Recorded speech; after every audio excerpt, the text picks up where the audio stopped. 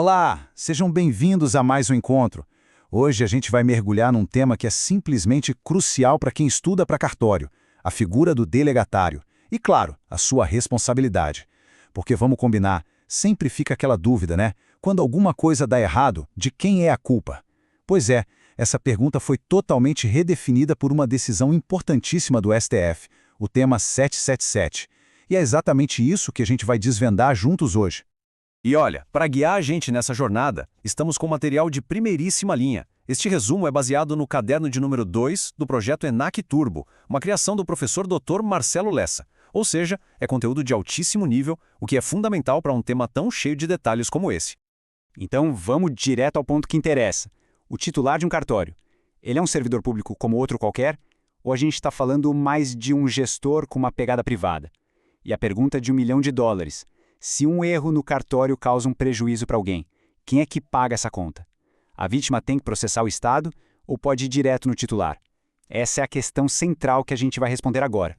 Para a gente conseguir entender a responsabilidade, o primeiro passo é definir quem é essa figura. E já adianto, não é uma tarefa simples. O delegatário não se encaixa naquelas caixinhas tradicionais do direito administrativo. Ele é, na verdade, um verdadeiro híbrido jurídico.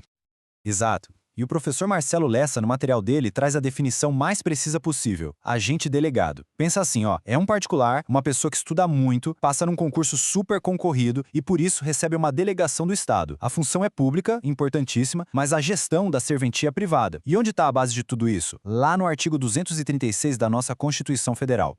E o que isso significa na prática, no dia a dia? Bom, primeiro, independência funcional. O delegatário não tem um chefe dizendo o que ele deve ou não fazer. Ele tem autonomia técnica. Claro, o Poder Judiciário fiscaliza, mas não existe subordinação. Segundo ponto, a gestão é privada. Contratar a equipe, pagar aluguel e investir em tecnologia, tudo isso é por conta e risco do titular.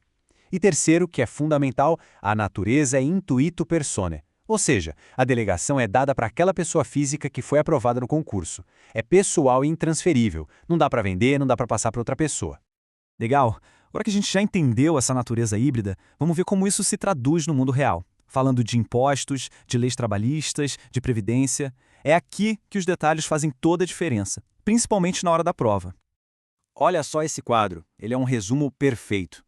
Na parte trabalhista, é simples. O titular é o empregador e os funcionários são contratados pelo regime da CLT, sem mistério. Agora, na Previdência, muda tudo. Ele não é servidor público para esse fim. Ele é um contribuinte individual obrigatório do INSS como um profissional liberal. A mesma lógica vale para os impostos. Ele paga imposto de renda como pessoa física, pelo Carnê-Leão, e também o ISS municipal. E atenção aqui, um ponto que sempre cai em prova. Aquela regra da aposentadoria compulsória aos 75 anos para servidores públicos. Não se aplica a ele. Isso é muito importante. E essa frase do professor Lessa que está na tela resume esse paradoxo de forma genial. Pensa bem, não é servidor, mas para o direito penal responde como se fosse. Não é uma empresa, mas paga impostos de pessoa física e de serviço. Tem toda a gestão privada, mas sofre uma fiscalização rigorosa do judiciário. Essa complexidade toda que define a função. E claro, com tanta autonomia vem também restrições bem severas. A Lei 8.935 é bem clara sobre isso. O delegatário não pode de jeito nenhum advogar. É vedado.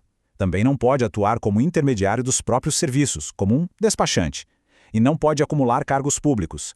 A única exceção a essa regra, e que todo mundo que estuda precisa saber, é para um cargo de magistério, ou seja, para dar aulas. Ok, agora que a gente já sabe quem é o delegatário, vamos para o coração do nosso tema, a responsabilidade. E não é uma responsabilidade só não, ela se desdobra em 3 frentes que caminham juntas, a responsabilidade civil, a disciplinar e a penal. É um verdadeiro trilema, onde um único erro pode gerar consequências graves em todas essas áreas ao mesmo tempo. E aqui, pessoal, tá a joia da coroa para qualquer prova de concurso, o tema 777 do STF. Ele pacificou a discussão e criou um caminho obrigatório. Funciona assim em 3 passos. Primeiro, a vítima do erro vai processar o Estado. Ponto. A responsabilidade do Estado é objetiva, ou seja, não precisa provar a culpa, basta mostrar o dano e a relação com o serviço do cartório. Segundo passo, depois que o Estado indeniza a vítima, ele vai cobrar esse valor do delegatário, numa ação que a gente chama de ação de regresso. E é só nesse terceiro momento que a gente vai discutir se o titular teve culpa ou dolo.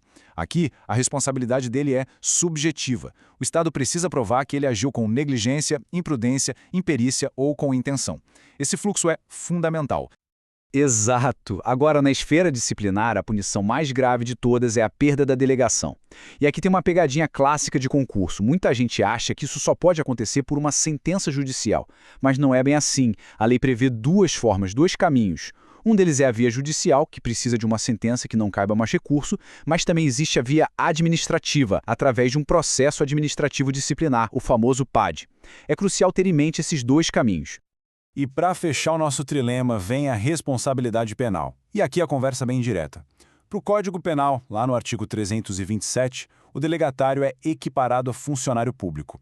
E o que isso significa? Significa que ele pode responder por crimes funcionais, como peculato, corrupção e um dos mais comuns na atividade, falsidade ideológica.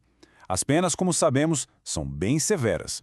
Muito bem, agora vamos para aquela parte que, na hora da prova, separa quem realmente estudou a fundo, as famosas pegadinhas.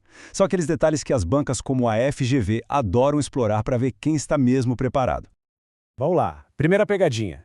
A gente falou da aposentadoria compulsória aos 75 anos, que é uma regra para os servidores públicos. A pergunta direta é: essa regra vale para os titulares de cartório?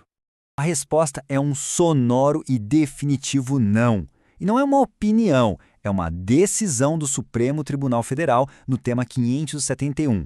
A lógica do STF foi a seguinte: os delegatários não são titulares de cargo público efetivo, eles exercem uma função em delegação. Por isso, a regra da compulsória não se aplica a eles. Simples assim, é memorizar e acertar a questão. Ótimo. Segunda pegadinha, agora na área tributária. Vamos imaginar a seguinte situação. Um cartório ficou vago e o tribunal nomeou um interino para cuidar dele até o próximo concurso. A pergunta é, nesse período em que o cartório está vago, ele paga impostos como o ISS, por exemplo? E a resposta, de novo, é não. A justificativa aqui é fantástica. Enquanto a serventia está vaga, a renda que ela gera não pertence a uma pessoa física, ao interino. Essa renda é considerada pública, pertence ao próprio Estado. E por ser uma renda pública, ela está protegida pela imunidade tributária recíproca. É um detalhe que derruba muita gente boa na hora da prova.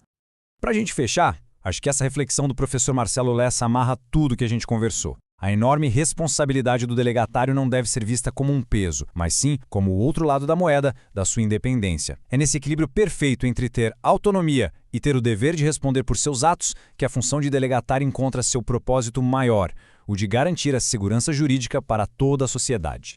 E vale lembrar que toda essa nossa análise foi produzida a partir do conteúdo do projeto ENAC Turbo, que tem autoria e a orientação do professor Dr. Marcelo Lessa. Se esse conteúdo ajudou a clarear as ideias, não esqueça de se inscrever no canal e ativar o sininho das notificações. Assim, o YouTube avisa assim que o próximo resumo for liberado. Até a próxima!